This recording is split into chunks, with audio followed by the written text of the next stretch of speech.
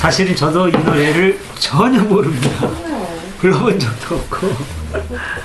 한번 어떻게 해야 될까요? 창으로 듣죠. 리오님은 이런 거 그냥 탁 보면 부르실 수 있는 건지 어떤 건지 모르겠네요. 처음 보는데요. 한번 제가 한번 불러보고요. 예. 따라서 불러본 다음에 안 되면 본격적으로 연습해보죠. 잘 되면 그냥 넘어가고. 한번 부르시고 네. 못 끝내요. 올 때는 우리 배워야 하나요? 네. 의미가 같이 있는데 부르려고. 같이 부르는 의미가 있으니까. 어디 함을 못 드셨어요?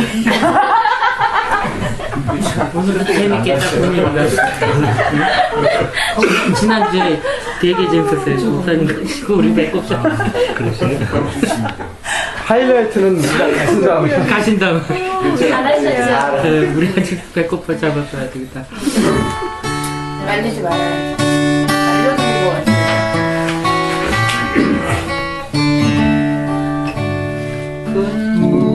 우리 주를 외워 산중에 여인 따르며 한 번에 주원 믿고 꽃가를 만져 병이 났네. 너도 그 꽃가를 만져 고침 받아라. 그 권능 지름 너희에게 새 생명 되시는 근물이 주를 외워 산중에 한 여인 따르며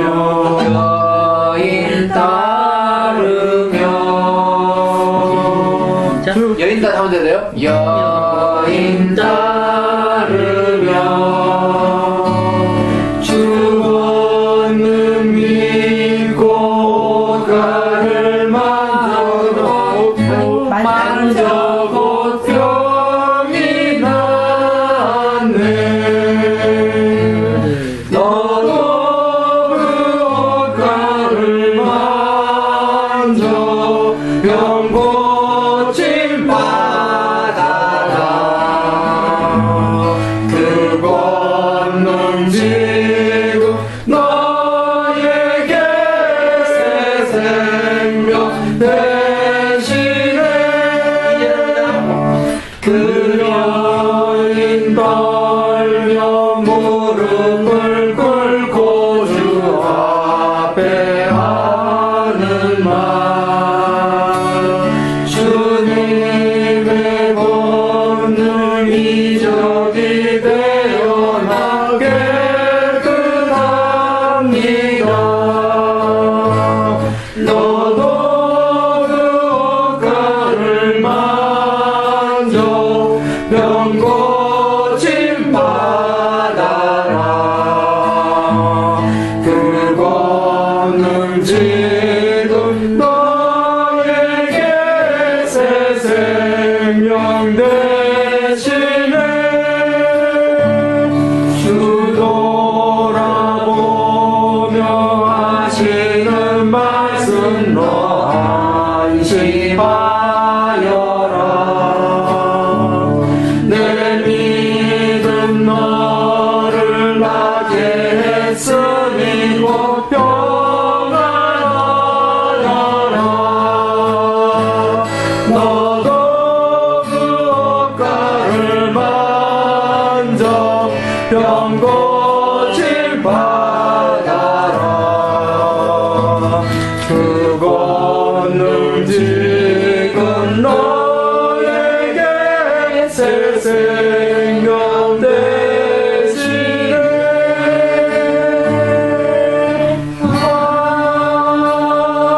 아멘.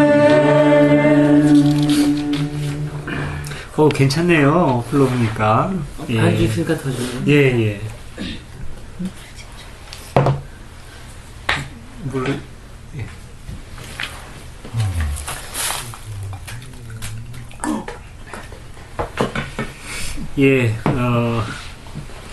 가서 나중에 괜찮으면 한 번 더 부르고 네. 예, 내용 나눔으로 들어가 보겠습니다. 예, 뭐 이제 거의 처음 불러본 곡일 것 같은데요. 예, 어떤 뭐 느낌이라든지 예, 얽힌 사연은 별로 없을 것 같아요. 예, 예, 자유롭게 말씀해 주시기 바랍니다.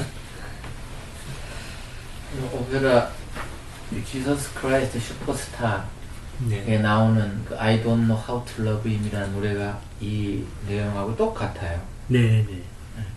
그 예수가 가까이 다가와서 옷깃만 스쳐도 나으리라는 믿음을 가진 여인이 있었는데 네. 너무 사람들이 많으니까 가까이 다가가지 못하고 멀리서 그 노래를 불러서 예수께서 그 노래를 듣고 가까이 지나가서 그 병이 나았다고 하는 이야기를 담고 있죠.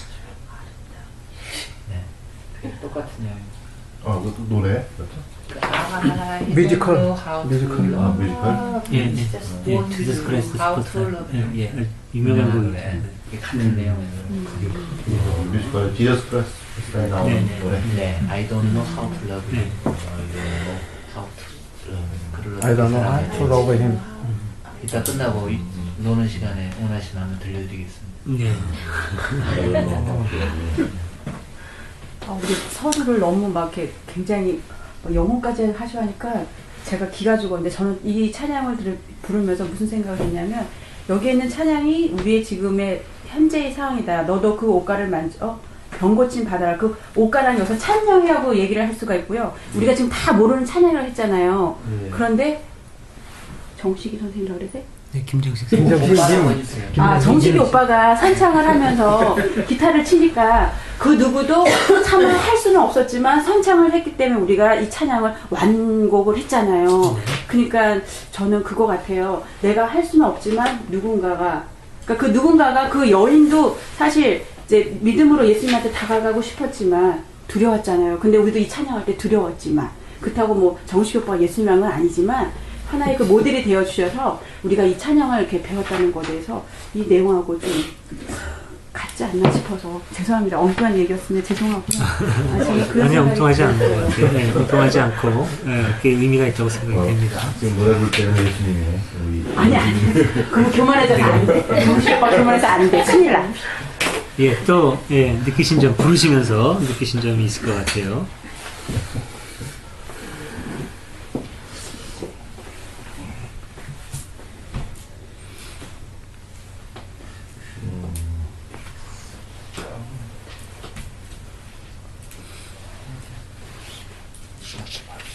항상 애 너무 심각해 보면 진짜. 아니야. 아니에요?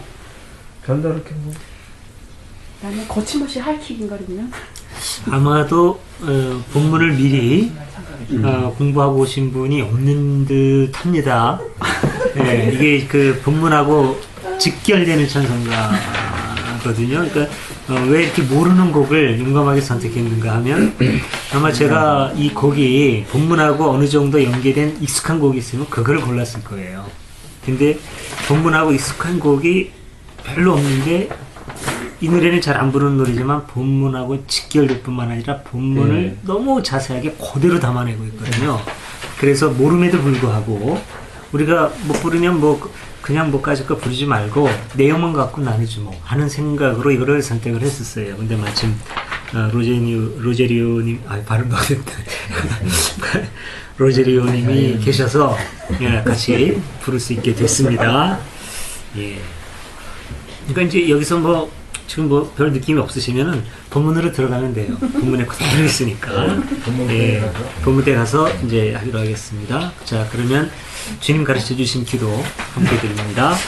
하늘에 계신 우리 아버지, 아버지의 이름을 거룩하게 하시며 아버지의 나라가 오게 하시며 아버지의 뜻이 하늘에서와 같이 땅에서도 이루어지게 하소서. 오늘 우리에게 일용할 양식을 주시고 우리가 우리에게 잘못한 사람을 용서하여 준 것 같이 우리 죄를 용서하여 주시고 우리를 시험에 빠지지 않게 하시고 악에서 구하소서. 나라와 권능과 영광이 영원히 아버지의 것입니다. 아멘.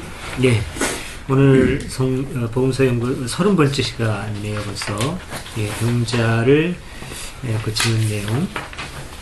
혹시요 우리 복음서 연구하는 게 너무 지루하다는 생각 갖고 계십니까? 어떻습니까?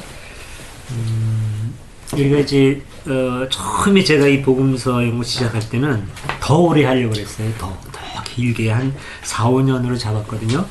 근데 너무 좀 길면 이것만 하다 말 수는 없으니까 좀 줄이자 해서 1년 하자는 건의가 있었고, 그럼 제가 1년은 너무 아무래도 안 될 것 같으니까 2년 정도로 하겠다고 사실은 줄인 겁니다. 그래서 초창기하고 방식이 달라졌어요.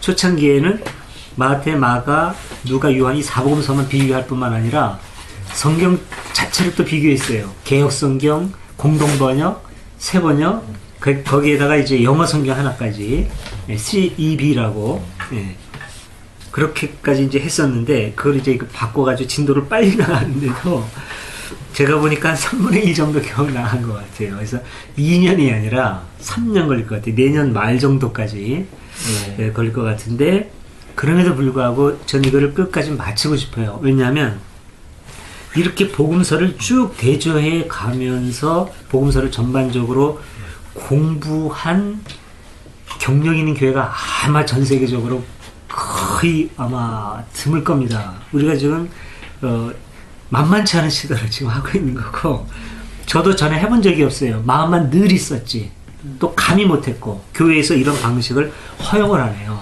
이렇게 대조해 보면은 각자의 어떤 오류라든가 차이점뿐만 아니라 모순점까지 그대로 팍팍 드러나거든요. 이 교회에서 접근하기 어려운 겁니다. 개신교건 천주교건 할 것 없이. 우리는 지금 그로부터 자유로우니까 이렇게 할 거거든요. 근데 저도 처음 해보는 거예요. 지금 처음 나가고 끝까지 가보고 싶고, 그만한 의미가 있습니다. 그리고 복음서가 예수 사건을 담아내는 거의 전반이고 중심이에요. 나머지는 어쨌든 뭐 사도 바울이 어쩌고 뭐 어쩌고 해도 기독교의 중심은 기독입니다. 기독교, 기독, 그리스도, 크리스찬이티니까 그리스도, 예수 그리스도. 그래서 예수 사건, 이 복음서를 길지만 또 지루하게 느낄 수도 있지만 우리가 이렇게 자세히 가볼 필요가 있습니다. 그리고 이렇게 해서 가면은 요한복음 끝까지 우리가 가면은 상당히 뭐라 그럴까, 마음에 안정이 있을 겁니다. 두려움이 사라질 거예요. 아, 성서가 이런 거구나. 하나님의 말씀이 성서라는 사람이 쓰여진 어떤 그 논리 체계, 그 그릇에 하나님의 살아있는 말씀이 이렇게 담겨 있구나 라는 생각이 들고, 누가 뭐라고 하더라도 내 안에서 그 소화된 그 어떤 성서관, 또 하나님의 말씀이 우리를 자유롭게 하고 흔들리지 않게 어느 정도 해줄 수 있으리라고 생각이 됩니다. 그러니까 우리가 그런 마음을 가지고 같이 가주시기 바랍니다. 이게 아마 182번인가? 제가 이제 지금 현재로 정리해 놓은 거는 그래요. 82번까지인가 이렇게 되어 있는데 오늘 30번째 시간이 됩니다. 자, 그러면 이제 요한복음엔 오늘 말씀은 없고요. 마태, 마가, 누가에 기본적으로는 지난번에 했던 군대 귀신 사건 다음에 이어지는 본문인데, 마태복음은 그 사이에 다른 게 또 들어가 있어요. 그러나 마가하고 누가는 바로 이어지는 그런 그 사건입니다. 한 역시 10분 정도 각자 연구해 보시고 그 다음에 나누도록 하겠습니다. 이렇게 느낌이 오는 부분부터 시작을 해 주시죠. 요 제일 끝에 거든요. 저는 제일 앞에 아니고 예. 끝 부분에 그 이 일을 아무에게도 말하지 말라고 했잖아요. 네네. 근데 왼쪽에 마테오에는 이 소문이 그 지방에 두루 퍼졌다. 네네. 그게 말하지 말라 그러는데 어떻게 소문이 퍼졌을까요? 말하지 말면 더 퍼지지 않나요? 말하지 말라고 이거 비밀이야 그러면 비밀이래. 이거 절대 얘기하지 마. 너한테만 알고 있어. 무슨 얘기인데 다른 사람 얘기하지 말랬어. 뭐 알고만 있어.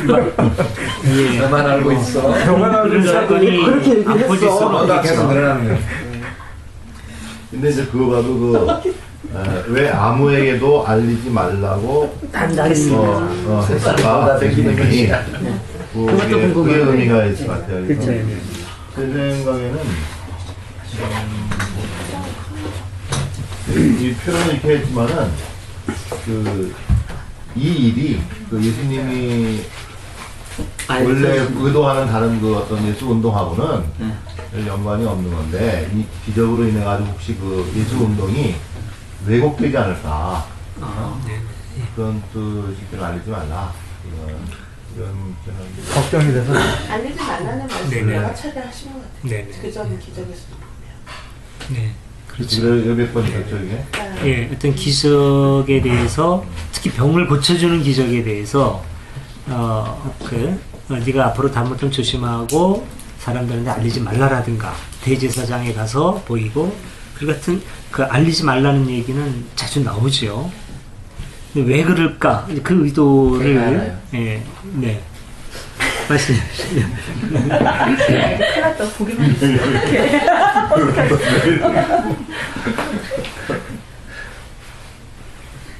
말씀하세요. 말씀하세요.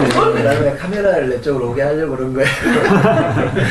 그 아이, 말하지 말라고 자주 그랬고요. 태평 기적 가나에서도 네. 그 어머니한테 지금 때가 아니라고 그러잖아요. 예. 근데 그러면 과연 그 기적에 그 때가 있다는 거거든요. 네. 그 여기서도 알리지 말라고 소경들도 알리지 말라고 그러는데 제 생각에 그 기적이 당신이 원하는 때에 이렇게 기적이 있는데 미리 이렇게 짜실짜실하게 기적을 하다 보면 나중에 사람들이 안 놀랄까봐 한 방에 훅 보내려고 정말 기적은 한 방인데 미리 자꾸 그렇게 좀 미리 사람들이 김박사게 미리 기적을 잘잘한 걸 체험하게 돼. 지금 여기도 나한테서 기적에 힘이 빠져나갔다는 것을 감지했을 때도 그냥 기적이 나와서 누군가 고쳐졌으면 좋았을 텐데 그걸 굳이 단속을 하고 관리를 하는 것이 짜실짜실하게 자꾸 빠져나가가지고 나중에 그 한 방이 안 들을까봐 그런 거 같아요. 그럼 그 한 방은 과연 무엇일까 생각할 때 부활 사건이 아닐까 이렇게 억측을 해본다는 거죠. 억측이 아니고 네. 억측이 아니고 이제 교회에서 해석하는 되게 두 가지 의미로 해석을 하는데 두 가지를 지금 다 말씀하셨어요. 용희님하고 로제리오님 말씀 다 하셨거든요. 하나는 이제 그거죠. 주로 먼저 강조하고 대체로 동의하는 부분이 이제 로제리오님 말씀하신 그 부분이에요. 그러니까 예수님께서 오실 때는 의도를 가지고 뚜렷한 하나님의 목적을 가지고 오셨는데 그거는 이제 전통적인 관점입니다. 그는 인간을 구원하는 구원 사역이잖아요. 예.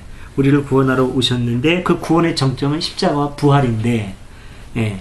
그 사건이 있은 다음에 그 의미를 충분히 알고서 그 복음을 확산시킬 준비된 사람들이 있어야 되죠. 예, 그래서 3년의 기간이 필요했다고 보는 겁니다. 충분히 제자들 훈련시키고 사건이 지난 다음에 이거를 알려줄 사람들, 그래야 때가 성숙해지는 건데 그 전에 만약에 예수님이 어떤 기적이나 이런 게 나가지고 위험인물 부각이 돼서 방해를 받는다면 충분히 제자들이 그 사건을 인지하고 준비하는 기간이 못 올 수 있다는 말이죠. 방해받을 수 있다는 거죠. 그러니까 예수님이 자꾸 때에 대한 말씀을 하시고 아직은 내 때가 아니다. 그러면서 충분히 제자들을 준비를 시키고 그 다음에 십자가 사건과 부활 사건으로 들어가시는 그런 것이다 라는 그런 해석이 유력한 해석 중에 하나죠. 그런데 이제 이 해석은 상당히 좀 뭐랄까 교리적이라고 볼 수 있고 또 하나 중요한 해석은 뭐냐면 아까 이제 용희님이 그 말씀하신 건데 예수 운동의 중요한 의미가 뭐냐? 과연 기적이냐? 아니면은 사람들로 하여금 어떤 그 예수 운동의 가치에 대한 어떤 깨달음으로 하나님 나라 운동에 참여하게 하는 거냐? 근데 많은 사람이 관심을 뺏기기 쉬운 거는 기적이거든요. 기적, 대단하네. 예수님 쫓아가면 먹을 거 생기겠네? 경제 문제 해결되겠네? 오병이어 사건 같은 경우가 그런 거죠. 저분만 따라다니면은 해결되게 될 거야. 먹는 문제다. 근데 예수님이 물론 우리의 삶 전반적인 거를 개선해 주러 오시기는 했지만 과연 먹는 문제에 중점을 두기 위해서 온 거냐? 그건 아니라는 거죠.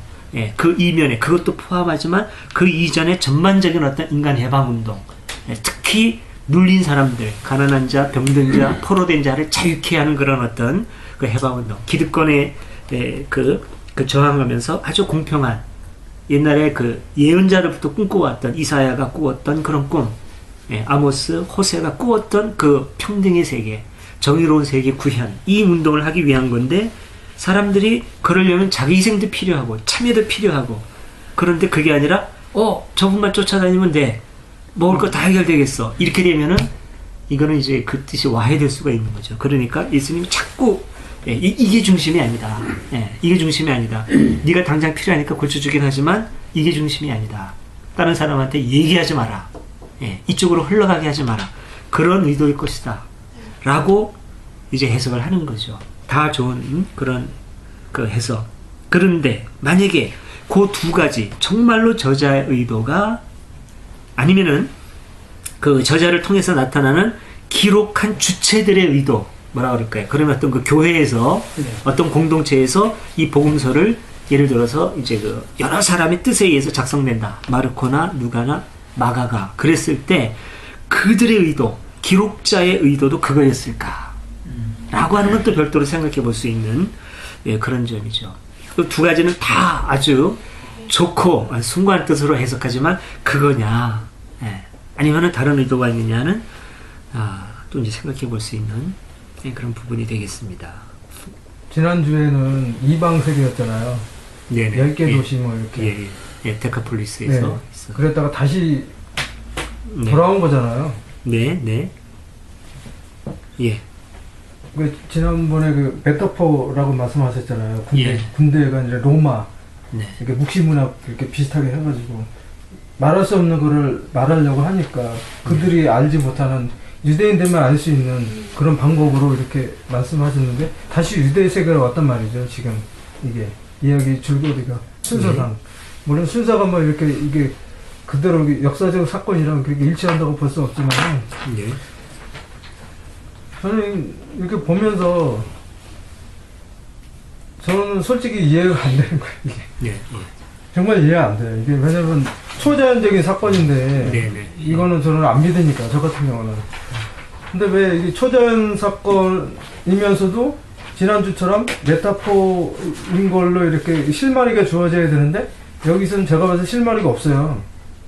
제가 볼 때는 완전 초자연 사건으로 일관을 할 뿐이지 이 사건을 통해서 내가 알 수 있다든가 아니면 지난번에 군대 귀신처럼 이렇게 유대인들한테 주는 어떤 메시지인지 제 눈으로는 안 보여요. 그래가지고 이제 몇 번 읽다가 사실은 포기를 했거든요. 이거는 도저히 그거밖에는 없다.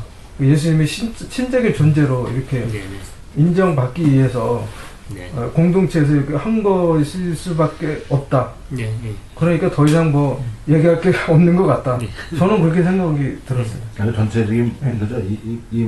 이 글의 의미가 저자의 의미가 저는 그런 생각이 들더라고요. 그럴 가능성이 있다고 얘기한 거죠. 제가 조금 아까 두 가지 전통적인 해석 이외에 제3의 가능성은 바로 그런 의미죠. 그런데 그냥 그것뿐이다라고 단정 짓기에는 조금 좀 뭐라 그럴까요? 우리가 지금까지 가져온 기독교인으로서의 어떤 뭐라 그럴까요? 우리가 지켜왔던 그 가치가 과연 그것뿐이냐라는 생각도 또 역으로 해볼 수 있는 거고요. 때가 아닌데 또 그렇다면 첫 번째 그 말씀하셨던 때가 아님에도 때가 아니라고 해놓고 꼭 기적은 일어나거든요. 그러면 예수께서 또 한 고집 하는 분인데 때가 아니라고 꼭 못을 박아놓고 그렇게 관리까지 하면서도 기적은 일어나잖아요. 뭐 지붕 뚫고 내려오면 일어나고. 그래서 이 중요한 그 포인트가 혹시 그 연민은 아닌가. 그 때가 아니지만 아니라면 분명히 밝혀놓고 때가 아님에도 불구하고 도저히 인간적으로 그냥 지나칠 수 없어서 소경을 보고 지나가는데 저 소경이 지금까지 매우 비참한 생활을 해왔을 거라고요. 근데 때가 아니므로 그냥 지나가 버리면 나머지 삶을 또 비참하게 살아야 된다는 것이 감지가 되는 거죠. 그러니까 때가 아니지만 그냥 살짝 이렇게 처리해주고는 이렇게 소문이 나지 않게 뭐 그런 것이 아닌가. 그러면 그 연민이라고 하는 것을 과연 이제 여러 복음에서 많이 나오는데 그렇게 연민을 자꾸 유발한다고 하는 것이 이 예수 운동의 중요한 핵이 아닌가. 그 가나의 혼인잔치에서도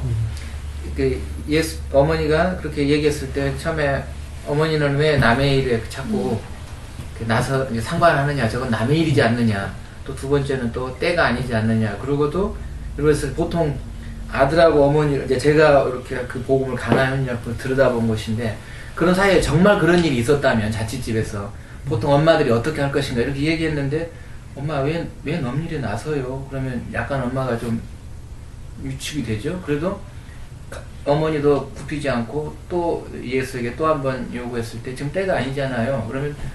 그러면 이제 그 다음에 별 얘기 없이 기적은 일어났거든요. 그러면 되게 그럴 때 그 여성의 입장에 있는 어머니나 아내들이 그때부터 계속 아마 이제 연민을 유발하는 눈빛을 계속 보낼 거라고요. 그러니까 두 번이나 거절당했지만 그때부터는 이제 눈빛으로 주로 이렇게 여성의 역할이 그런 남성에게 연민을 유발하는, 여기 되게 뭐 야이로의 딸이라거나 화해라는 대부분 그렇지 않습니까? 그러니까 그런 사회 속에서 늘 남자들이 우선시되는 그런 사회에서 늘 남고 힘들었던 여자들이 그 연민을 유발해내고 그 연민의 유발에 의해서 기적의 때가 아님에도 기적은 늘 일어나는 뭐 그런 거를 좀 표현하고 싶지 않았나 막 붙습니다. 네. 지금 말씀은 그러니까 그 첫 번째 그 이제 해석, 네. 아직 때가 되지 않았기 때문에 어떤 그 작은 기적을 너무 사람들이 기대하고 퍼뜨리려고 하지 말아라. 나중에 어떤 그 큰 기적의 때가 올 때까지라고 하는 전제하에서 그렇게 그래도 예수님이 사람들에 대한 어떤 연민으로 이런 기적들을 베풀어 주셨다. 어쨌든 이제 이제 기적은 그래도 이런 그 기적들은 있을 수 있는 걸로 이제 보는 관점이라고 봐도 될까요? 예수님은 충분히 그러실 분이죠.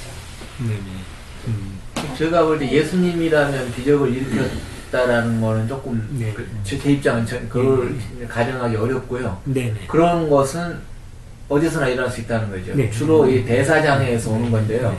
그러니까 너무 자기가 강한 확신을 갖고 이를테면 우리 사이에도 저 사람이 저렇게 좋은데 좋은 사람인데 저 좋은 사람 가까이에 내가 같이 얘기만 나눠보고 좀 내가 너무 막 우울하고 힘든데 저 사람 옆에서 같이 얘기만 나누어도 기분이 나아질 것 같아. 이런 일 얼마든지 있거든요. 그러니까 그런 것이 막 소문으로 퍼졌을 때 그런 강한 그런 열망을 갖게 될 것이고, 그때 그런 연민이 유발됐다면 치유는 뭐 꼭 예수가 아니라도 일어날 수 있다고 보는 거예요. 우리가요, 그러니까 이제 기적을 볼 때 중요한 건 저거는 사실이냐 아니냐, 이렇게 둘 중에 하나, 이거냐 저거냐, 사실이냐 아니냐, 이렇게만 묻지 말고 저 기적의 의미가 뭘까, 또는 저 기적의 그 뭐라 그럴까요? 원형은 뭘까? 이런 식으로 물어보면 어떨까요? 예를 들어서 출애굽 때 이스라엘 백성을 하나님께서 낮에는 구름 기둥으로 인도하시고 밤에는 불기둥으로 인도를 하시죠. 그렇죠? 이게 사실일까요? 아닐까요? 한번 제가 물어보는 겁니다. 출애굽 때 하나님의 백성을 하나님께서 낮에는 구름 기둥으로 밤에는 불기둥으로 인도하셨습니다. 성서 기록에 의하면 이게 사실일까요? 아닐까요?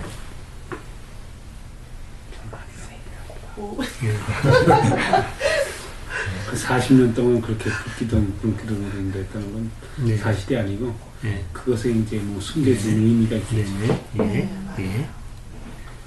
지금 그렇게까지 말씀하시니까 그 뒷말씀 하셔서 다행이고 숨겨진 의도가 있을 거라고 말씀하니까 참 다행인데, 사실이 아니다 해서 딱 끝난다면은 상당히 좀 어려워집니다. 그럼 우리는 지금 허위를 붙들고 얘기하는 게 되거든요. 그러니까 그 뒷말씀을 참 이제 잘하셨다고 생각이 되고, 이렇게 누군가가 물어볼 때 이겁니까 저겁니까 라는 물음을 조심하세요. 왜냐하면 이건 흑백으로 묻는 거예요. 둘 중에 하나 선택하라는 거거든요. 검은 거야 흰 거야. 근데 그럼 둘 중에 하나로 대답해야 되나? 근데 둘 중에 하나가 아닌 경우가 너무나도 많아요. 파란 걸 수도 있고 노란 걸 수도 있고 빨간 걸 수도 있고 회색일 수도 있고. 사람이 회색하면 나쁘다는 생각도 많이 하잖아요. 근데 그거는 검은 거를 감추고 좀 이렇게 하얀 게 있는 것처럼 내놓으면 회색이 되는 거잖아요.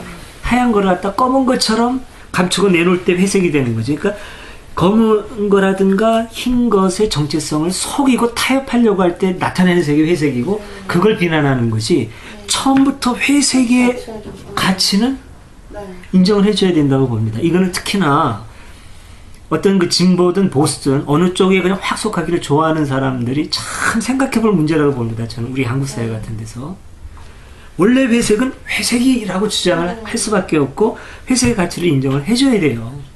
검은색이 흰색 사회에 가서 회색을 드러내거나 흰색이 검은색 사회에서 회색을 드러낼 경우에 비난받아야 되지만 원래 회색은 원래 검은색처럼 흰색처럼 노란색처럼 파란색처럼 자기 정체성을 존중받아야 된다는 거죠. 다른 그런 점에서 말로 기회주의자 아닌가요? 아니 중도의 가치관을 갖고 있는 사람은 인정받아야 된다는 거죠. 기회주의자는 뭐냐면 그게 아니고 아까 좀 전에 네네. 검은색이 예, 흰색 예. 사회에 가서 저는 기회주의자 그 기회주의자는 비난을 받아야 되지만 네. 원래 중도적인 가치관을 갖고 있어요. 친일파. 네. 그런데 이런 사람은 가치관이 그러면 존중을 해줘야 된다는 거죠. 회색도. 아니 기회주의자. 자, 그러니까 제가 왜 이런 말씀을 드리냐면 예수님도요. 한 가지만 더 하면 예수님이 누구지? 바리새인하고 사두개인하고 같이 왔나?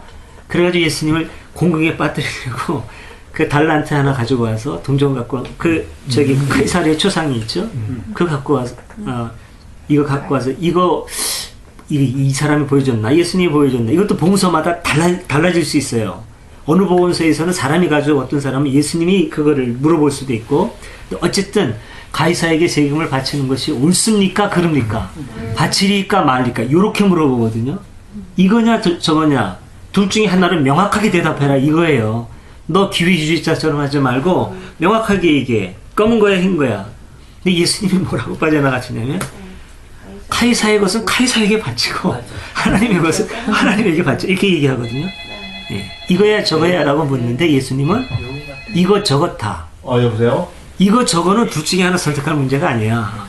이거는 이거고 저거는 저거야 라고 얘기를 해주거든요. 그런 게 참 이제 중요한 거라는 거죠. 여기에서요 아까 이제 그런 경우에 낮에는 구름 기둥으로 밤에는 불 기둥을 인도하셨느냐 인도하시지 않았느냐 인도하실 수도 있고 아닐 수도 있어요. 그거 자체가 완전히 어떤 메시지를 전하기 위해서 만들어낸 하나의 드라마적인 것일 수도 있고 드라마적인 표현일 수도 있고 네. 드라마적인 표현은 뭐냐면 어저께 수상한 삼형제 보셨나요? 네. 그 수상한 삼형제에서 실제로 거기 그 친구 누군가 둘째 오대규인가? 얘가 바람을 폈냐 안 폈냐? 그런 거 없어요. 그냥 드라마지. 작가 머릿속에 나온 것 뿐이지. 그거는 허구예요. 근데 그런 식으로 완전히 그 기록자가 참여 없는데 머릿속에서 써낸 거냐? 아니면 실제로 분명히 뭔가가 있었느냐?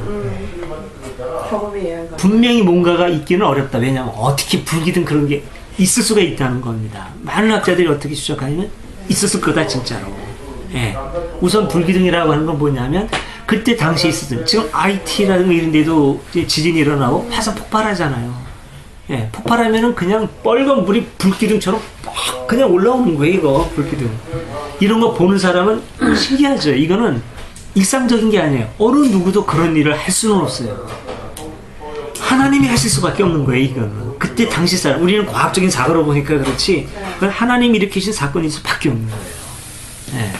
그리고 대낮에 갑자기 그냥 바람이 확 불어가지고 광풍이 몰아쳐서 그냥 회오리 바람이 확 몰아친다든가 이랬을 경우에 그건 구름기둥이죠. 사람들이 볼 때 이런 거. 그리고 실제로 요즘에도요. 뭡니까 그 시내산에 가면은 그 바위라든가 이런 게 있는데 해가 쫙 떠오를 때 보면은 그 산 전체가 시뻘개요 그냥. 예. 우리 그러잖아요. 노을 지나갈 때 주변이 빨갛잖아요. 예, 시내산 돌산에 해가 지거나 뜰 때 쫙 비치면은 빨간 게 멋있어요. 산이 불타는 모습으로 보는 거죠. 그런 경이로운 모습을 봤을 때 거기에 그 불꽃 가운데 하나님의 말씀하시고 이건 전혀 근거 없거나 거짓말을 하거나 허위를 말하려고 하는 것이 아니라 그 사람들의 경험 속에서 자기들이 겪은 외경심, 오늘날의 과학시대는 아닌 그런 상황에서 그 외경심 속에서 자기의 어떤 그 느낌이라든가 공동체의 어떤 경험이라든가 깨달음을 그들은 그렇게 진실로 그렇다고 고백할 수 있는 거죠. 그럼 우리가 그런 걸 정확하게 가려내야 돼요. 그거를 갖다가 과학적일 수 없는, 오늘날은 과학으로 현상이 밝혀졌는데 과학적인 사실을 완전히 무시하고 문자 그대로 사실이다. 이것도 곤란하지만 그거는 말도 안 되는 허구일 수밖에 없어. 이것도 곤란하다는, 이게 바로 흑백이라는 거죠. 그러니까 성경은 이런 점에서 우리가 봐야 되는 거죠. 이 사람들이 거짓말장이고 완전히 허위로만 만들고, 그게 아니라 이때 당시의 사람들의 사고방식과 이 사람들이 살던 세계관에서 이 사람이 경험한 것이 뭐냐. 그럼 오늘날 과학적으로는 이런 것이었겠네? 그럼 여기서 우리가 건져낼 것은 뭐지? 이렇게 봐야 된다는 거죠. 지금 이 사건을 놓고 봤을 때. 그러면 구체적으로 오늘 제가 너무 설명을 많이 하나요? 아니야. 죽은 사람 딱 살려내죠. 여기 한번 보시면은 우선 죽은 어디죠? 저기 마가복음에 보면 그 회당장 얘기 나오고 이제 회당장이 나오는데 뭐라 그러냐면 제 어린 딸이 다 죽게 되었습니다. 그렇게 나오죠. 세 번째 줄에 제 어린 딸이 다 죽게 되었습니다. 근데 제 집에 오셔서 그에게 손을 얹어 병을 고쳐 살려주십시오. 이렇게 얘기하죠. 아직 죽지 않았잖아요. 루가에도 보면은 거의 죽게 되었던 것이다. 이게 야이로가 이제 말하는 게 아니라 저자가 설명하는 걸로 나와 있지만 아직 죽지 않았죠. 마태복음은 죽었죠, 완전히. 제 딸이 방금 죽었습니다. 그런데 이제 나중에 어쨌든 간에 이 아이를 살려내죠. 진짜 죽었는데. 그러니까 이거 죽었다? 그런데 다시 이거는 거짓말이야. 우리가 단정 지을 수도 있어요. 어떻게 죽은 사람이 살리냐. 근데 오늘날에도 죽었다라고 판결을 내렸는데 살려나는 경우가 있어요. 24시간 만에 살아나는 경우도 있고, 저희 어머니도 분명히 숨이 끊어져가지고 거적으로 덮여놨는데 1시간 지난 다음에 살아나신 분이에요. 정말요? 네, 실제로. 저희 어머니. 그런 경우가 있어요. 근데 또 재밌는 거는 그 1시간 동안에 있었던 일들이 참 묘한 게 있어요. 일반적으로 그런 사람들이 설명하는 보편적인 경험을 저희 어머니도 해요. 근데 이제 그때 우리 어머니가 꿈을 꾸셨는데 이게 얘기가 너무 길어지네. 어머니가 그러니까 저희 어머니가 11살 때 저희 외할머니가 돌아가셨어요. 외할머니가. 근데 그게 너무 어머니가 슬퍼하면 막 울고 그러다가 같은 장례 치르고 나서 저희 어머님이 돌아가셔서 완전히 숨이 끊어진 거 확인하고 거적을 덮여놓은 거죠. 그리고 나서 1시간쯤 지난 다음에 푹 하고 숨치고 막 이래가 허우적거리고 해서 깜짝 놀래가지고 이제 그 거적을 거쳐내고 이제 저희 어머니가 이제 그 살아난 걸 확인한 거죠. 몇 살 때? 저희 어머니 11살 때 그 사건이 없었으면 유상태나 사람도 존재하지 않았겠죠. 근데 문제는 그 시간에 저희 어머님이 하시는 경험이 참 묘한 게 있어요. 그 어머니 하시는 경험이 뭐냐면 그때 저희 어머니가 저희 외할머니가 저희 어머니의 손을 잡고 너 나랑 같이 가자. 엄마인들 하자. 손을 잡고 계속 논두렁으로 가는데 손을 잡고 계속 엄마를 따라갔대요. 근데 한참 따라가다가 엄마하고 가는 건 좋지만 아빠하고 오빠들하고 헤어지는 게 너무 막내였거든요. 오빠 둘이었고 언니 하나가 있었는데 그래가지고 나중에는 그게 너무 서운해가지고 처음엔 엄마 손잡고 따라갔다가 싫어 나 아빠하고 살래 하고 손을 놓고 막 도망갔다는 거예요. 그리고 나서 깼다는 거예요. 그런데 이제 어떤 그런 죽음에서 깨어나거나 이런 사람들이 있을 때 보편적으로 경험하는 게 그런 방식의 경험들이 꽤 있어요. 제가 이런 것 때문에 지금 과학적으로 설명되지 않는 어떤 신비 영역에 대해서 제가 인정하고 단정을 안 짓는 겁니다.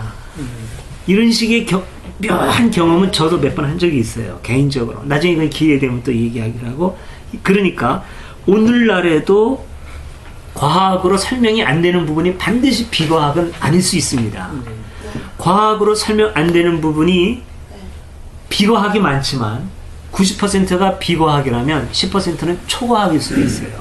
제가 보기엔 그렇습니다. 이게 이런 것도 단정 짓지 말고 완전히 죽었는데 살아났어? 이거는 거짓말이야 하고 단정할 게 아니라 이런 식의 현상을 사람들이 경험한 것일 수 있다. 그리고 자기들의 경험을 이렇게 자기들이 경유하는 예수님, 그리고 자기들이 꿈꾸는 이 상황의 그 세계를 실현시키기 위한 자기의 희망과 더불어서 이렇게 이들은 고백적으로 서술했다. 그랬을 가능성도 충분히 있다는 거죠. 이런 가능성이 없다면 우리가 이 허위의 세계를 붙들고 있을 필요가 없는 것이고, 그렇다고 해서 모든 걸 좋게만 해석해도 곤란하겠죠. 철저하게 분석을 해서 진짜 원래의 그런 가능성, 이걸 이제 찾아내는 게 중요하겠죠. 혈루증도 이제 그런 거, 이제 그렇게 보면 아까 이제 로제리오님이 말씀하신 것처럼, 이건 말도 안 돼. 12년 동안 그랬는데 어떻게 옷자락 딱 잡으니까 그냥 낫냐.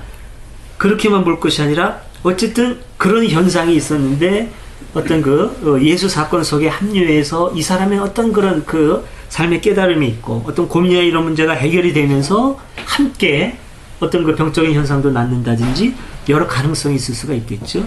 이런 배경하에서 그러면 이렇게 묘사하고 있는 이 사람들이 전하고자 하는 메시지는 뭐냐, 이쪽으로 이제 들어가 볼 필요가 있는 거죠. 자, 지금 배경 설명 다 했습니다. 이제는 그런 메시지로 한번 들어가서 생각을 해보도록 하죠. 세복음에서 유일하게 똑같은 말이 있어요. 이게 중요한 키워드인 것 같아요. 코웃음만 쳤다. 코웃음만 쳤다. 어디에 나오죠? 아래에서 4-5줄 살린다고 하니까. 코웃음만 쳤다가 유일하게 이 사가들이 합의한 대목이에요. 이게 중요한 키워드라서 코웃음이 중요할 거예요. 그들은 코웃음만 쳤다. 나타나가는 거예요. 네네. 저는 근데 그 얘기를 하려고 했거든요. 요즘 이게 왕따가 있는데 예수님도 왕따를 하셨구나. 왜냐면 보니까요. 마가하고요. 누가복음은 베드로, 요한, 야고보는 데려갔어요. 그죠? 근데 어느 성경에 보면 항상 그 변화산에 갔을 때도 베드로하고 야고보, 요한만 데려갔어요. 나머지 9명의 제자는 왜 안 데려가는 거예요? 그래서 마태가 화가 나서 자기가 지었을 때 마태 이름을 빼버리고 여기에 제자들 이름 아예 안 넣었어요. 예수님 정말 왕따 시켰어요. 예수님한테 따져야 되나요? 참, 그것도 참 중요한, 지적입니다. 왜, 12제자, 우리는 오늘날 12제자 하고 있는데, 왜 성경에는 12제자가 함께 나와서 무언가 하는 일이 거의 없죠? 한번 이렇게 보세요. 성경에 12제자가 같이 하는 게 뭐가 있나?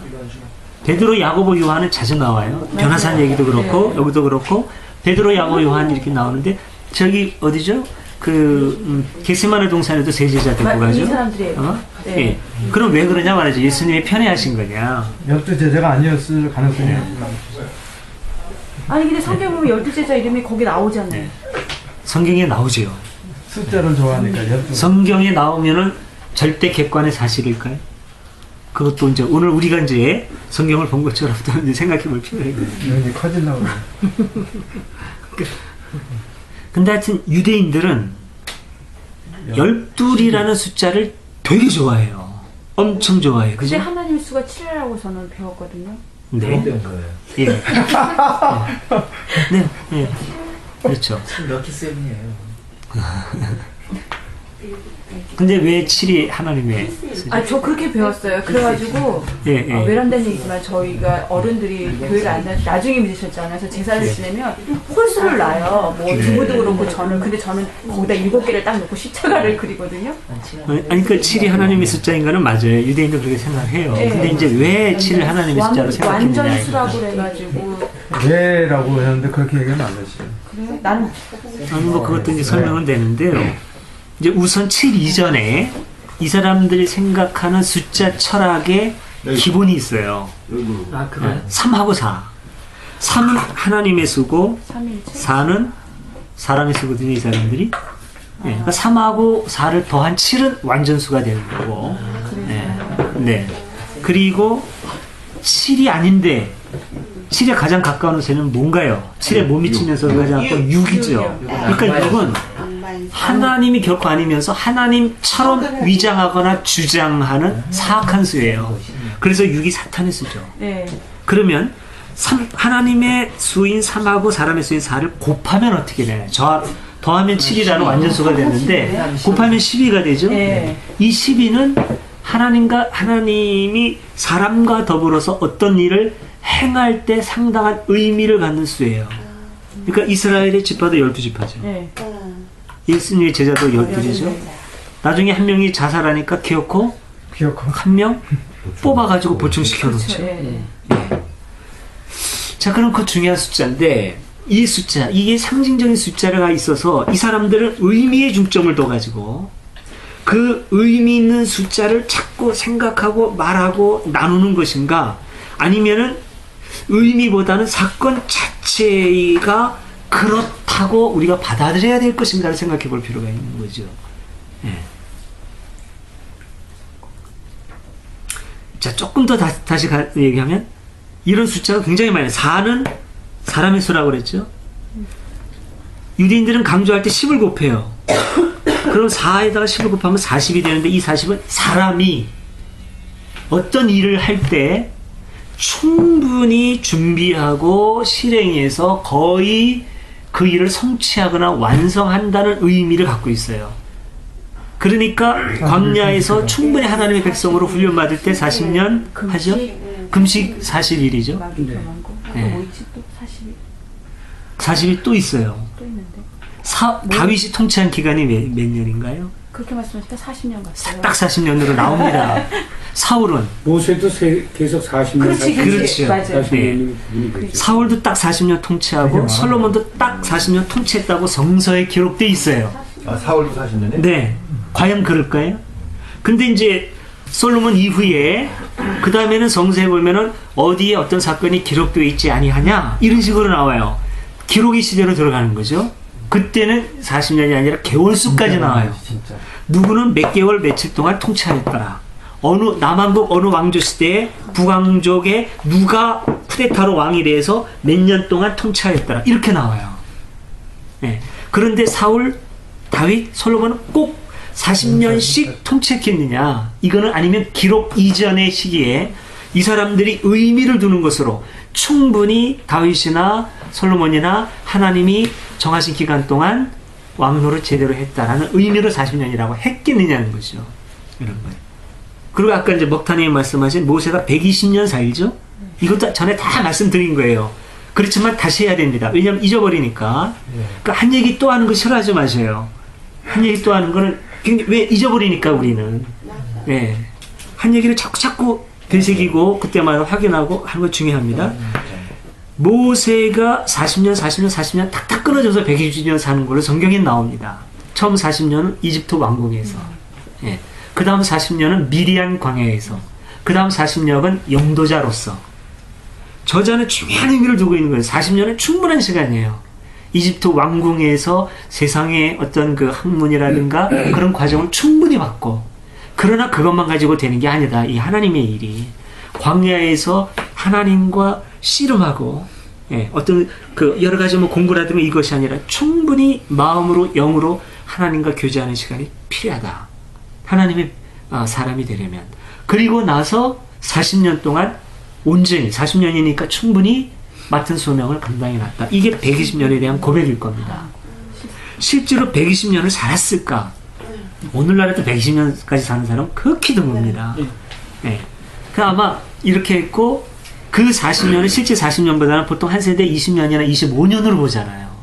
예, 옛날에 자식들 일찍 낳고 20살 전에서 막 낳고 그랬잖아요. 그러니까 20년에서 20년으로 본다면 사실성에 가깝더라도 모세가 충분히 역할을 다하고 했다면 60세나 75세까지 살았겠고, 그동안에 이제 그런 과정들, 이집트에서 살고 그 다음에 뭐 광야 과정도 거치고 영도자 하던 그런 시기가 60에서 75년까지 해서 하나님 부르심을 갖지 않았겠느냐라고 보는 것이 합리적이라는 거죠. 그러나 이것도 단정짓기 어렵고, 모세도 설정 인물일 수도 있어요. 모세도, 심지어는 다윗도 설정 인물일 수도 있습니다. 네. 사울, 다윗, 어쩌면 솔로몬도. 네. 기록이 없는 거는 단정짓기 어려운 거예요. 예, 예. 자, 여러 가지 우리가 지금 가능성에 대해서 이제 얘기를 했습니다. 자, 그러면 이렇게 해서 이건 오늘날로 봐서는 이거는 허구다. 이렇게 보면은 의미가 이건 안티적인 시각이고, 나쁘게 말하면 우리 기독교적으로 얘기하면 영안이 뜨이지 않는 거고, 우린 그렇게 보는 건 아니잖아요.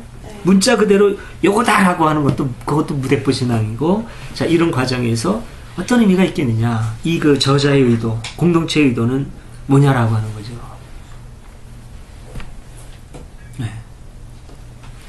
여기에도 이 사람이 결코 포기할 수 없는 이 사람의 꿈과 희망이 있잖아요. 의지가 이제 보이지 않습니까? 우리가 계속해왔던. 안심하고 가거라. 하여튼 여기서 첫 번째 얘기에서 보면은 강조되는 게 다 보면은 내 믿음이 너를 낫게 했다. 믿음이 소중하다. 믿음의 소중성 뭐 이런 거 강조한 것 같아요. 당신이 낫게 한 게 아니에요. 그리고 거기에서 덧붙여서 그런가? 안심하고 가거라. 그거구나. 그거 중요하고, 내 믿음이 너를 살렸다. 그게 그 앞에 있는 사건에만 일어나는 게 아니죠. 지금 두 사건이 결합되어 있지 않습니까? 야이로 사건에 가는 도중에 그 혈루증, 하혈병 앓는 여자 사건이 있었죠. 그런데 이 사건이 하고 이게 다른 사건 같지만 중요한 맥이 같아요. 지금 병든 사람 고치고 죽어갈 사람 살리고, 그리고 예수님이 그들에게 요구한 것도 사실은 거의 비슷해요. 바로 이거 아니겠느냐라고 하는 거죠. 그게 뭐냐면 아까 지금 말씀하셨죠? 내 믿음이 너를 살렸다. 그 다음에는 야이로에게는 어떻게 됩니까? 그 여인에게는 내 믿음이 너를 살렸다. 내 믿음이 너를 낫게 하였다. 야이로에게는 걱정하지 말고 믿기만 해라. 누가에 보면 두려워하지 말고 믿기만 하여라. 이게 바로 뭘 의미하는 거겠느냐는 거죠. 예수 운동의 중요한 목표, 지향점이 뭐라고 그랬죠? 아까 제가 말씀을 드렸는데,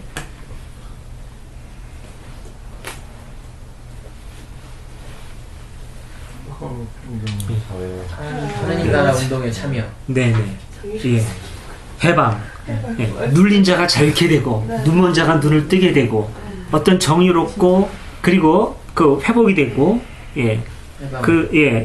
하여튼 빼앗긴 자, 가난한 자, 그런 모든 사람들이 회복이 되어서 정의롭고 공평하고 함께 행복을 누릴 수 있는 그런 사회 지향이라는 거죠. 그걸 위해서 지금 기득권자에게 저항하는 거죠. 왜냐하면 이 기득권이 지금 그걸 누르고 있으니까, 이걸 누르면서 자기들이 어떤 그 이익을 누리고 있는 그 사람들에게 그거에 대한 저항으로 공평한 사회, 이거는 500년 전에 이사야가 꾸었던 꿈이고 700~800년 전에 아모스 호세아가 꾸었던 꿈이라고 그랬죠. 가부와 고아들이 행복해질 수 있는 그런 사회, 예언자로부터 이어지는 그런 겁니다. 지금 그게 여기에 구체적인 사건화되어서 나오지만 바로 그 눌린 사람, 병든 사람이 지금 나오잖아요. 병든 사람. 근데 예수를 만남으로 해서 이게 신화적으로 묘사되고 드라마적으로 묘사되고, 그 원형의 사건이 있건 없건 이 사람들이 얘기하고 있는 것은 그 거대한 그런 목표, 하나님의 운동하고 그냥 맥이 닿아가고 있는 거죠.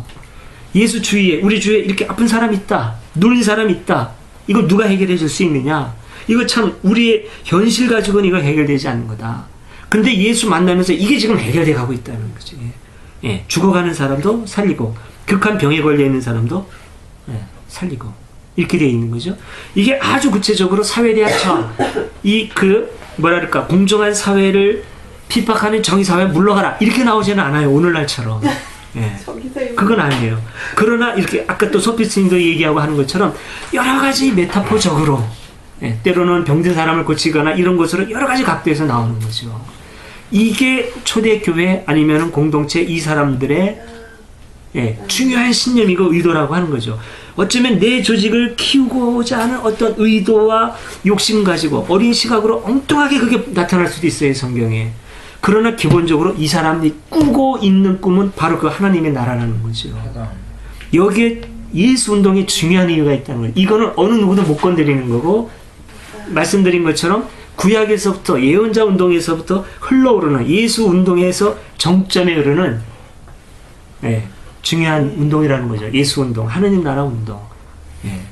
성경을 아무리 쪼개고 분석하고 비판하고, 예, 뭐 안티들이 비난을 하든 누가 비난하든 아니면 교리주의자들이 어떻게 해석하든지 간에 이 맥은 막을 수 없는 거예요. 이게, 예, 이게 기독교의 힘인 것이고, 예, 이것 때문에 우리는 이제 여전히 이제 기독교인으로 남아 있는 것이고.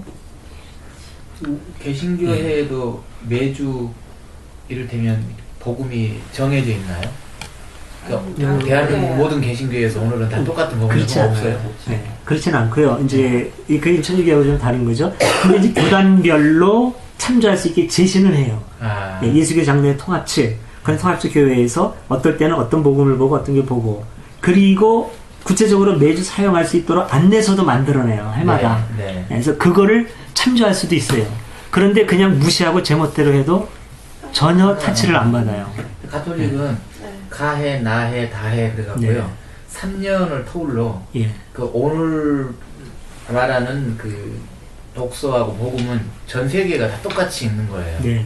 오늘 복음이 그거죠. 그 예수께서 두루마리 성서를 예언자는 고향에서 대접받지 못한다. 네. 고향에서 두루마리 성서를 펴서 아까 그 억누린 자는 해방되고 눈먼 자가 뜨게 네. 되고 그래서 그 해방의 기쁜 소식을 선포하는 거 그게 오늘 복음이었어요. 예. 예, 그게 중심이죠. 예, 그게 예수 운동의 중심이고 복음이고. 근데 그거를 너무나 뭐라 그럴까요?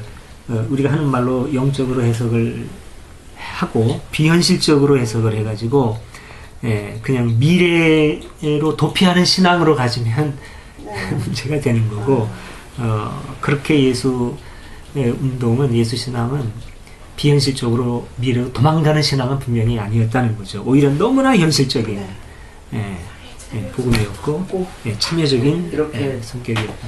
내 믿음이 살렸고, 네. 그 해당장에도 두려워하지 말고 두려워하지 말고 걱정하지 말아야 될 그 소명을 주는 것이죠. 네. 그러니까 네. 그 해방의 기쁜 소식을 선포했지만 선포한 것뿐이고 그 해방은 본인이 하는 거죠. 이렇게 네. 병에서 네. 나오고 딸이 살아나고 이거는 그 기쁜 소식을 선포받은 우리가 그 예수 운동에 동참을 했을 때 그것이 과연 진짜 해방이 되는 거예요. 그러니까 예수가 일일이 다니면서 한 사람도 해방시켜주는 것이 아니라. 신뢰와 참여, 그 하나님의 나라를 보고 믿고 참여하는 거, 그게 중요한 거죠.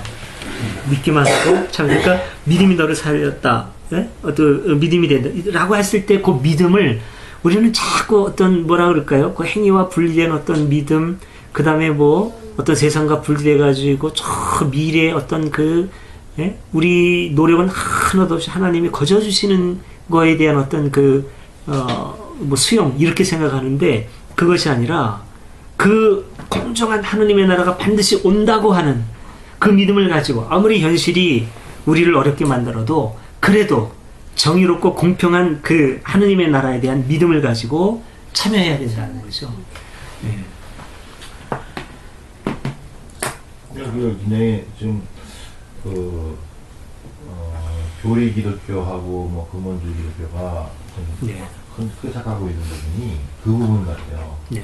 사실 이런 예수 운동의 그 근본적인 평등사회 구현이라든가 공평한 사회를 갖다 이루고 그다음에 억누린 사람들 갖다 하는 그러한 예수의 정신을 온 세상에 막 펼치라는 건데, 현실은 예수 교회를 세우고 그다음에 교회 다니게 하고 뭐 이런 쪽으로 왜곡돼 있는 거예요. 그러니까 그런 부분이 안타까운 일이죠. 이 친구 언제 왔어? 저요? 아침 됐는데. 그래? 길 보셨어요? 네, 친구 왔네. 열심히 그냥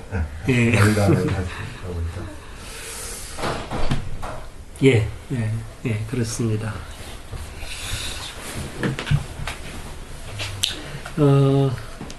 그리고 이제 몇 가지요. 조금 좀 추가해서 말씀드릴 수 있는 부분이 그 죽은 사람을 살리는 그 기사가 구약에도 좀 나오죠.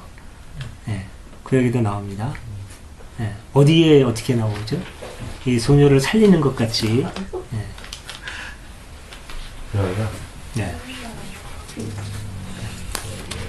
구약에 이렇게 그러니까 소년은 아니지만 어린 아이를 예, 구약의 다른 예수가 그러니까 선지자죠. 예, 예언자가 살려내는 경우가 있지요.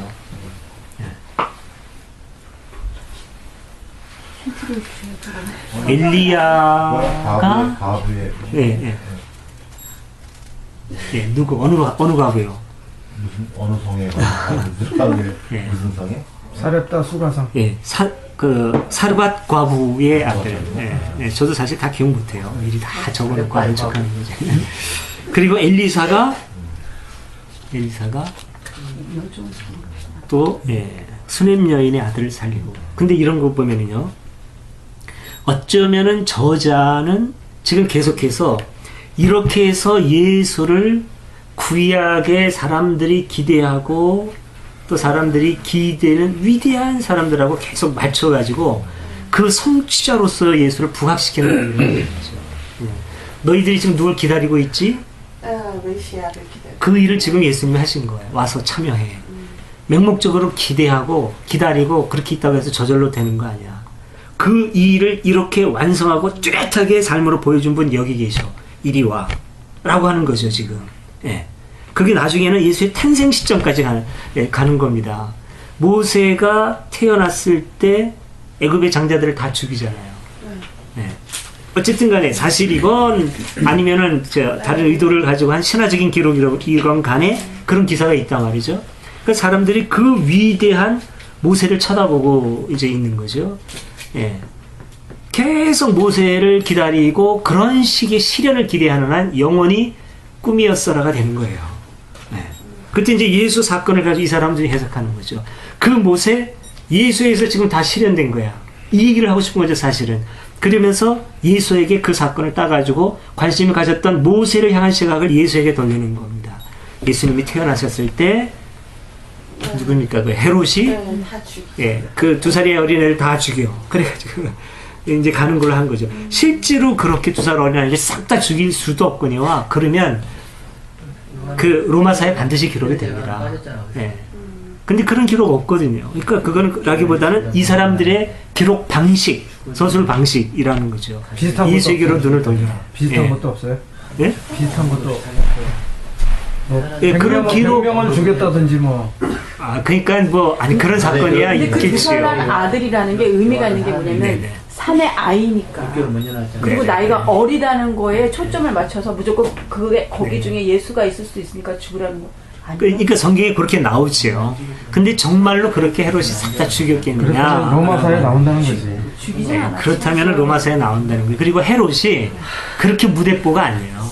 왜냐하면 이 사람 굉장히 지혜로운 사람이고 헤롯 대왕, 그때 당시 헤롯 대왕이 유대인이 아니거든요. 에돔 사람이에요. 에돔 사람인데도 로마한테도 신뢰를 얻고 이스라엘 백성하고도 관계가 그렇게 나쁘지 않아요. 유태인하고도. 그 사람이 지금 성전을 40몇 년 동안 짓고 있거든요. 에돔 사람인데 이거 읽고 있는 거죠. 유대인에게 있어서 저 사람이 모든 걸 밝힐 정도로 중요한 저 사람들의 삶의 구심점이 뭐냐? 성전이에요. 그래서 성전을 40년 동안 지어주고 있는 거죠. 지금 성전을 지어주고 있는. 그게 예수님 당시에 40년 동안 지어지고 있는 거죠. 아직까지. 또 40년이야. 또 40이구나. 아니 그거 꼭 40년인지 제가 잘 모르겠는데 또 40이 나오길래 그렇다는 겁니다. 그렇게 해서 예수 사건에 주목하게 하고 하는 거예요. 이거는 그러니까 이 사람들이 무슨 거짓말하고 이게 아니라 이 사람들에게 있어서는 그렇게 의미가 중요한 거죠. 오늘날처럼 이거 사실이야 아니야? 이런 것이 아니라 어떤 그 드라마 작가가 사실성을 따지지 않잖아요. 의미를 따지는 거지. 그런 것처럼 이 그 성서의 기록자도 그런 거죠. 성경의 용어는 고백의 용어고 종교의 언어지 과학의 용어도 아니고 역사적인 서술도 아니라는 거. 이거를 이해하는 게 굉장히 중요하죠. 고백의 언어이고. 자, 아까 이제 이런 문제도 또 있어. 뭐 더 얘기를 다. 그리고 또 하나 우리가 좀 기억할 만한 거는 누가복음 뒷부분에 이렇게 보면은 소녀가 살아나는 장면에서 아이야 일어나거라 하고 예수님 말씀하시니까 아이가 숨을 다시 쉬며 벌떡 일어나거든요. 그 숨이라고 하는 거. 그러니까 이 유대인들의 그 어떤 그 가치관 인생관에 있어서 이 숨이라고 하는 거, 이거는 하나님으로부터 오는 거예요. 네, 숨은. 창세기에 보면은 하나님이 이제 이렇게 흙을 빚어가지고 사람을 만드시죠? 네, 그건 그냥 물질일 뿐이에요. 근데 코에다가 하고 생기를 불어넣으시니까, 숨을 불어넣으시니까 사람이 살아있는 인격체가 되죠. 거기서 하나님의 숨을 불어넣으니까, 그러니까 브레스, 영어로 브레스를 집어넣으니까 사람이 living, 어느 성경에는 living soul, 생명이 된 자. 생명이 된 자라고 기억이 되어 있죠. 어느 성경에는 living soul, 어느 성경에는 living person이 되었다라고 얘기가 나와요. 살아있는 인격체가 되었다. 근데 그 숨이 들어가기 전까지는 그냥 더스트의 뭉치일 뿐이에요. 그냥 물질일 뿐이에요. 근데 그 물질에 하나님의 숨이 들어가니까 살아있는 인격체가 된다는 거죠. 그러니까 그렇게 우리에게 하나님의 숨은 중요하다고 하는 거죠. 이거 교리적으로 생각하면 고약해집니다. 하나님 믿지 않는 사람은 다 물질일 뿐이고 이건 가치가 없는 게 되어버려요. 이걸 교리적인 시각이 아니라 그 하나님에 대한 열린 의식으로 보면, 우리가 이제 생각했던 것처럼 동양 철학에서는 뭐 법이라고도 하고 공리라고도 하고 이로도 보고 이렇게 본다면은 인간이라고 하는 존재가 어떤 우주의 기와도 맞고 하늘과도 통하고, 어떤 그 천리를 볼 수 있고 순리를 따라 살고 그렇게 통할 때 비로소 인간인 거지. 지 욕심에 젖어 살고 하늘을 두려워할 줄 모르고 제목대로 살면 이거는 그냥 흙보다도 못한 존재가 될 수 있다는 거죠. 이렇게 해석을 할 수 있는 겁니다. 이 부분이. 그러길래 요한복음 20장 23절 4절 네. 그러면 그 다락 제자들이 돌아가신 이후에 다락방에 있는데 예수께서 오셔가지고 숨을 불어 넣으신 다음에 성령을 받아라. 그러니까 그때도 제자들이 사실은 제자들은 그 전까지 예수가 만약에 정말 그 사람들이 살아있는 그런 영적인 삶을 살았다면 누가 예수를 잡아가거나 죽이면 우리도 저 사람하고 같은 생각 갖고 있고 우리도 죽여라 이렇게 돼야 되는데 다 도망가고 숨었잖아요. 그러니까 죽은 목숨으로 보고 예수께서 부활하고 오셨을 때는 숨을 불어 넣으셔서 다시 생명을 그걸 부활이라고 보는 내 영을 받으라. 그리고 숨을 불어넣다. 예수의 숨을 아주 의미 있는 해석인 것 같습니다. 뭐 제가 드리고 싶은 말씀 거의 다 드린 것 같은데 혹시 또 조금 더 어떤 느낌이 있거나 하시고 싶은 말씀 있으시면 좀 더 해주시고요. 아까 얘기한 내용 중에 보면은 이런 내용이 있어요. 그러니까 예수님이 이렇게 본래 그 예수 운동의 의미가 있는데, 그래서 그 의미를 떠나가지고 중간중간에 이런 기적을 통해 가지고 이렇게 하는 것이 예수님의 그 측은한 그 인간에 대한 측은함이 있다고 측은지심이라고 했는데, 그것을 이렇게 생각해 볼 수 있을 것 같아요. 그러니까 우리 예수 동아리 모임이 어떤 빛을 걸고 있는 것이 뭐 교리 기독교를 타파하고 이런 큰 전제하에 하고 있지만 그 가운데도 뭐 이렇게 어려운 사람들 갖다 이렇게 봤을 때 이렇게 도우는, 이번에도 이제 IT의 그 성공 그걸 하고 있지 않습니까? 그런 의미로 그리고 또 같이 인간이기 때문에 할 수 있지 않냐. 큰 어떤 목적이 있지만 그 측은지심으로 그걸 행할 수 있다. 그렇게 한번 해석을 해봤습니다. 그런 실천이 없다면은 예수님을 온전히 따르는 게 아닌 게 되겠죠. 그런 일들을 우리가 열심히 참여하는 건 참 중요한 문제예요. 이런 걸 지나치셨다면 예수를 별로 좋아하지 않아요. 그래서 우리 예동에 그런 일들을 이렇게 자적으로 실천하는 분이 있다는 게 참 보람이, 물론 목사님도 계시고, 아시티님이라든가, 한돌님이라든가. 그래서 제가 이런 분들 만나면 꼼짝 못하잖아요.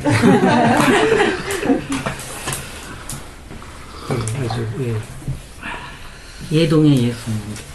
예동에 오신 예수님. 예.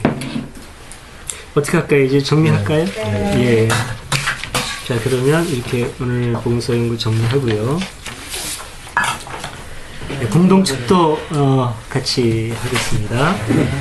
우리 주 예수 그리스도의 은혜와 아버지 하나님의 사랑과 성령의 보호 인도하심이 우리 가운데 영원토록 함께하소서. 아멘. 예, 교우 소식